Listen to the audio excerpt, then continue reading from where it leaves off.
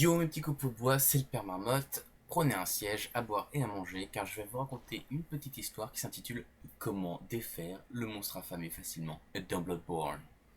Et pour cela, je vais vous raconter en réalité deux petites histoires. La première, ce sera du gameplay. Et la seconde, ce sera le moveset de la créature, afin de vous permettre d'appréhender ces différentes attaques et d'agir en conséquence. Sans plus tarder, je vous laisse avec la petite vidéo du gameplay. Et nous voilà donc en route pour affronter le monstre affamé dans le vieux Yharnam.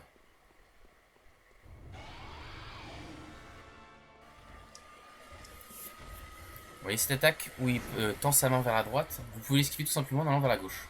Là voilà, vous esquivez vers la gauche, et vous pouvez asséner 2-3 coups de manière très safe. Voilà, 1, 2 et 3.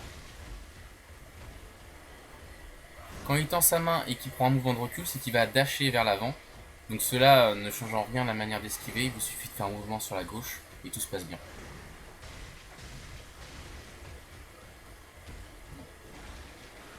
Donc c'est un boss qui possède donc dans sa première phase plusieurs mouvements, donc celui-ci le dash.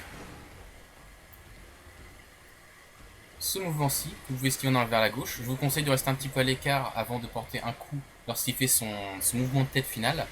Et enfin le mouvement que vous venez de voir, qui est le mouvement qui vous propose la plus grande ouverture en termes de dégâts, qui est son coup donc où il tend la main vers la droite et où il fait un coup de griffe vers l'avant comme ceci. Hop, où vous assénez 2-3 coups.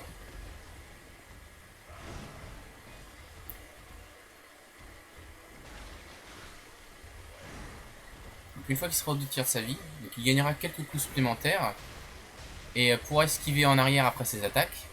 De plus, donc ces attaques infligeront l'altération poison lent, qui est vraiment en fait la grande difficulté de ce boss. C'est pour ça que je vous conseille de préparer des antidotes avant de commencer.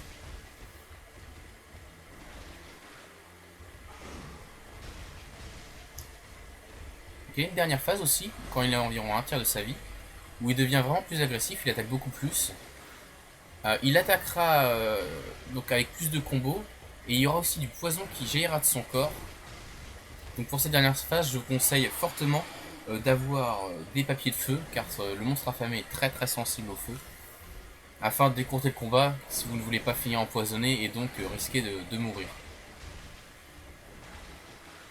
Donc vous voyez, l'esquive principale dans ce boss, c'est l'esquive vers la gauche, même pas besoin de dasher, il n'y a aucun souci dans ce niveau là. Vous voyez, il ouvre vraiment pas mal d'ouvertures. Cette attaque là, il faut bien se rapprocher. Quand vous voyez qu'il fait son mouvement de tête final, rapprochez-vous et vous pourrez asséner un ou deux coups. Ça dépend de la portée de votre arme. Hop. Ce coup-ci, par exemple, une fois qu'il a fini son mouvement de griffe, vous voyez qu'il a un petit mouvement où il reste stationnaire et c'est ce moment-là vraiment où il faut attaquer. Donc n'hésitez pas à le suivre de dos, tout en conservant quand même une petite distance de sécurité pour éviter de vous prendre un revers.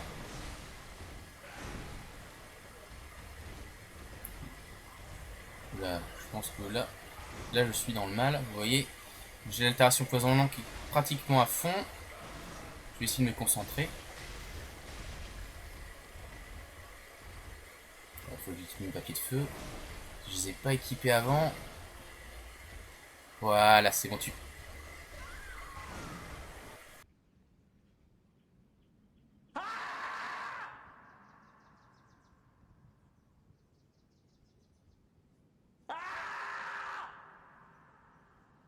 Et nous revoilà parti pour affronter une nouvelle fois le monstre affamé. Donc c'était l'exemple de ce qu'il fallait pas faire, hein. C'est-à-dire ne pas surveiller sa barre de poison et surtout ne pas avoir préparé ses items avant, hein. C'est une grande erreur.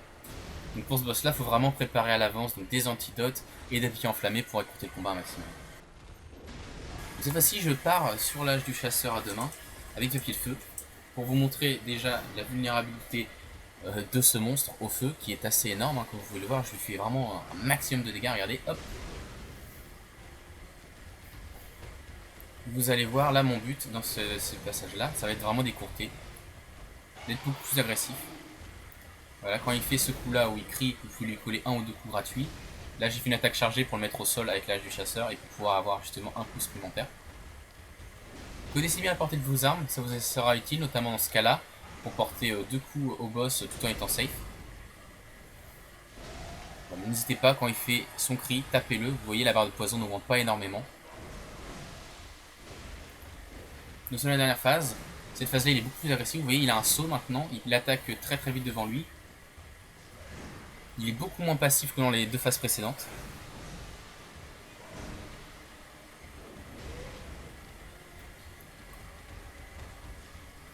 Voilà. Ce coup-là, c'est vraiment le coup qui vous laisse le plus d'ouverture pour le tuer. Hein.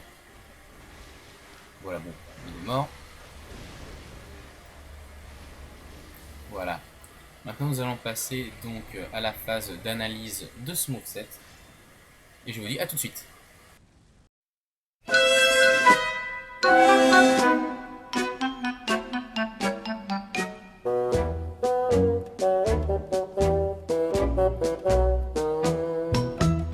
Le premier mouvement du monstre affamé est le dash.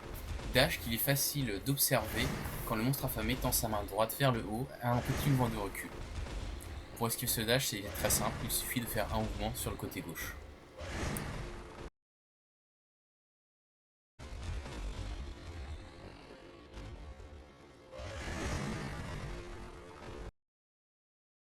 Afin de réaliser cette attaque, le monstre affamé se dresse sur ses pattes arrière et se prépare à se projeter en avant afin de vous infliger un maximum de dégâts avec un mouvement de tête. Suite à ce mouvement de tête, il fait un coup de griffe en avant, ce qui vous laisse l'opportunité de placer un ou deux coups.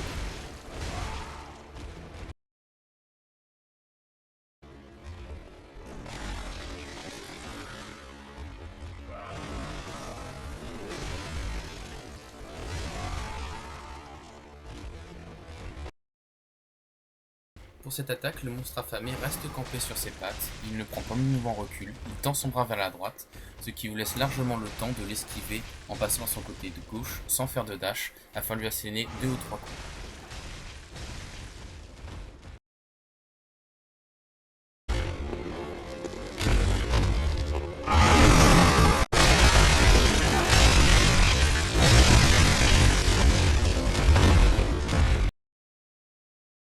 Pour ce mouvement, le monstre affamé va s'immobiliser, lever les mains à l'instar d'un Super Saiyan et dégager une aura qui va empoisonner le joueur avec l'altération poisonnant. Profitez de ce moment de répit afin de lui asséner un ou deux coups.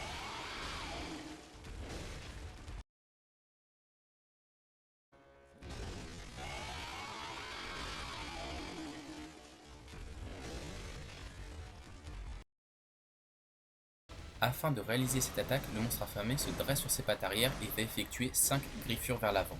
Faites bien attention car une de ces griffures attaque sur les côtés. Il faut donc attendre le 5e coup afin de porter un coup.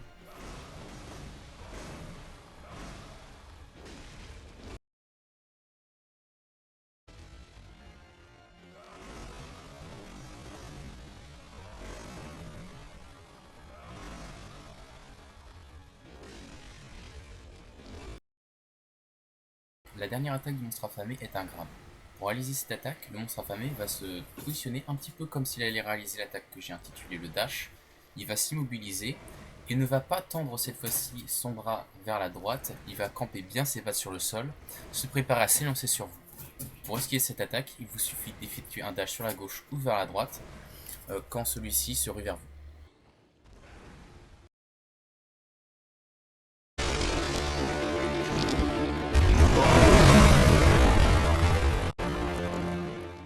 Voilà mes petits copeaux, c'est la fin de la première vidéo sur comment battre facilement un boss à Bloodborne.